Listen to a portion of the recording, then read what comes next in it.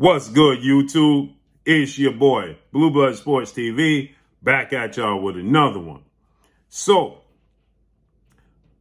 undefeated, unified, welterweight, world champion, superstar boxer, who is widely considered by many to be top 3 best pound-for-pound fighters in the world, and Errol "The Truth" Spence Jr., who is now the WBC, IBF, WBA, Ring Magazine, welterweight lineal champion, superstar boxer, 28 wins, no losses, no draw, 22 wins by way of knockout.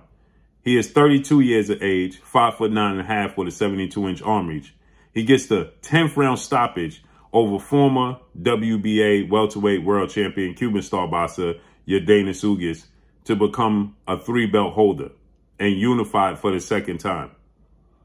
And he stopped Yordenis Ugas. As I told you guys, it was going to happen.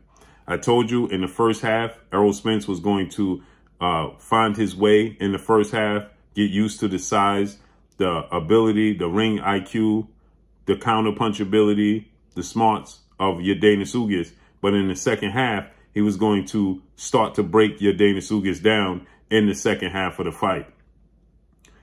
In the second half of the fight, Errol Spence, he started to break Yordenis Ugas down to the body, hooks, uppercuts on the inside, and he stopped Yordenis Ugas in the 10th round. Now, I predicted Errol Spence would stop Yordenis Ugas in the 9th round. He stopped him in the 10th round. With that said, afterwards, Errol Spence made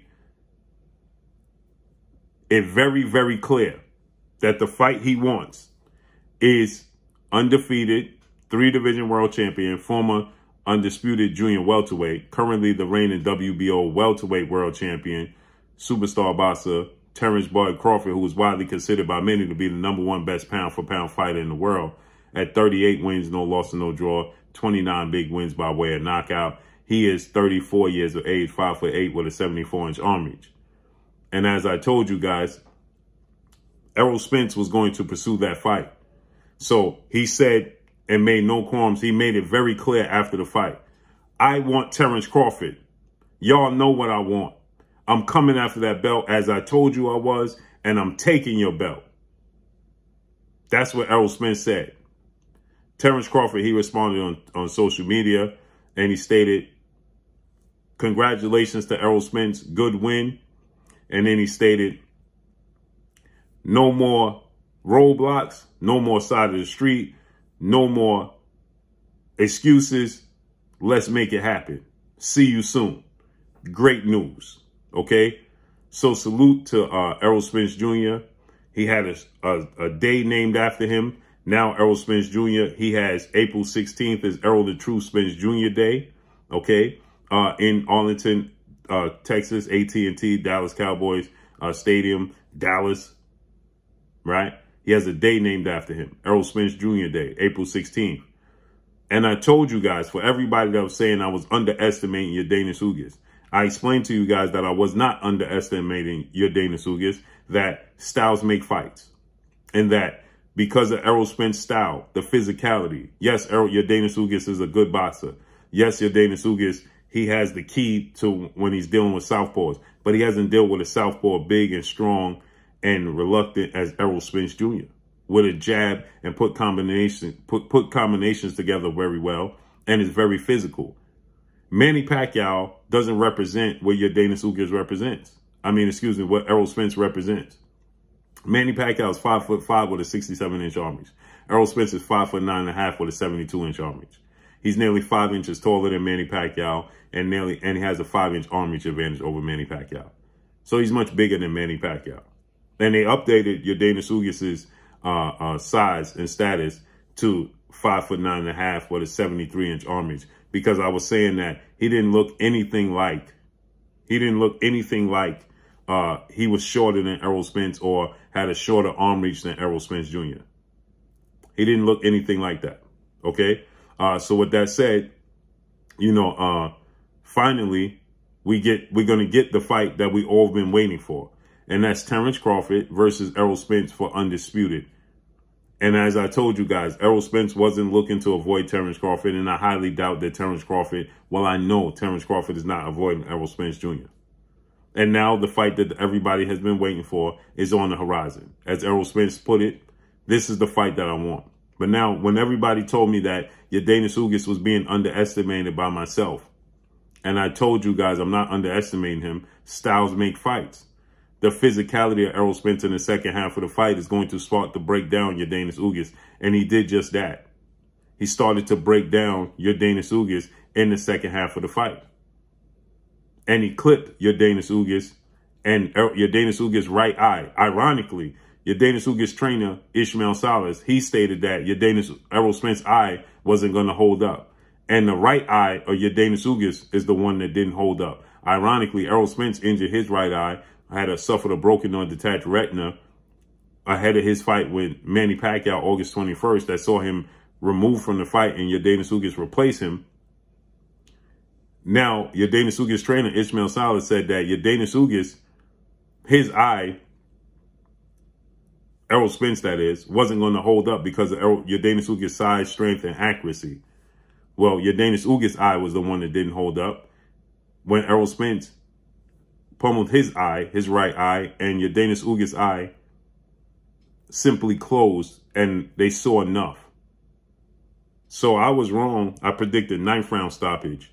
Well, it was a 10th round stoppage.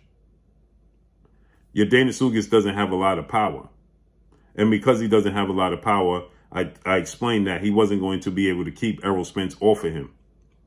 And tonight was a display of that. Because Yordenis Ugas was landing clean punches, but he didn't have a lot of power to keep Errol Spence off of him. So Errol Spence lived in his chest.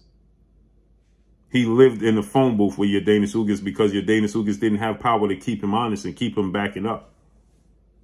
And so because of that, Yordenis Ugas couldn't have no room. He started bending over. He started getting hit to the body with hooks and uppercuts and hooks to the body. Errol Spence has a great body onslaught. And it showed up once again as he went to the body of Yordenis Ugas, and it was on display. And Yordenis Ugas started to crouch over. And once he started to crouch over, he started getting hit with left uppercuts, right hooks, left hooks.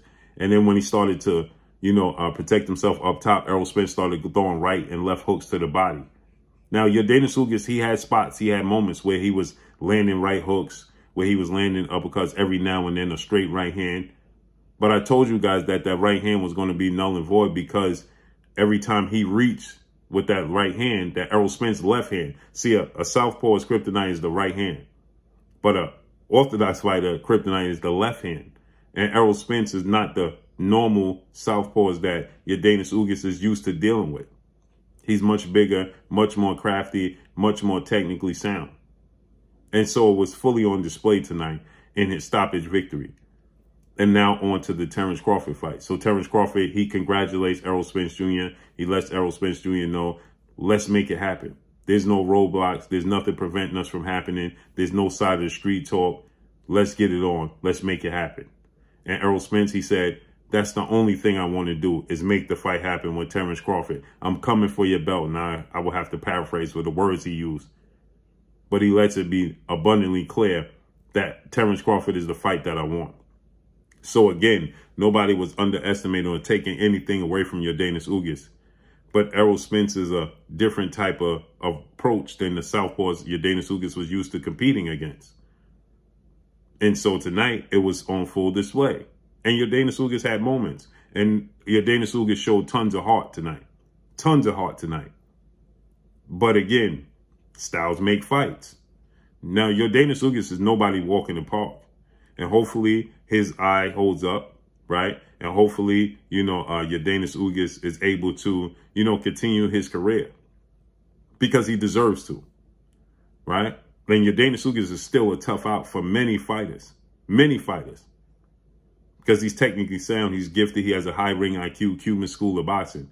But at the end of the day, I explained to you guys that Errol Spence's approach was completely different than what Yordenis Ugas was used to. And in the second half of the fight, he's going to start to wear down Yordenis Ugas, break him down, go to the body and stop Yordenis Ugas.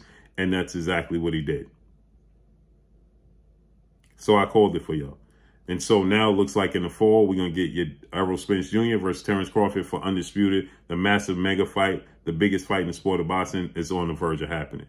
So that's all I got for y'all. Make sure you hit the like button. Drop a comment in the comment section. Let me know what y'all think. Y'all already know what it is. It's your boy Blue, Blue Blood Sports TV. Hate, like, comment, and subscribe. You haven't subscribed, hit the subscribe button, hit the like button, hit the bell icon to get all the new notifications. Follow me on Instagram at Blue Blood Sports TV, all one word. Y'all already know what it is. Shout out to the entire LDBC. Shout out to New Media. Shout out to Black Media Row. Make sure you like and share these videos. That's all I got for y'all. Peace.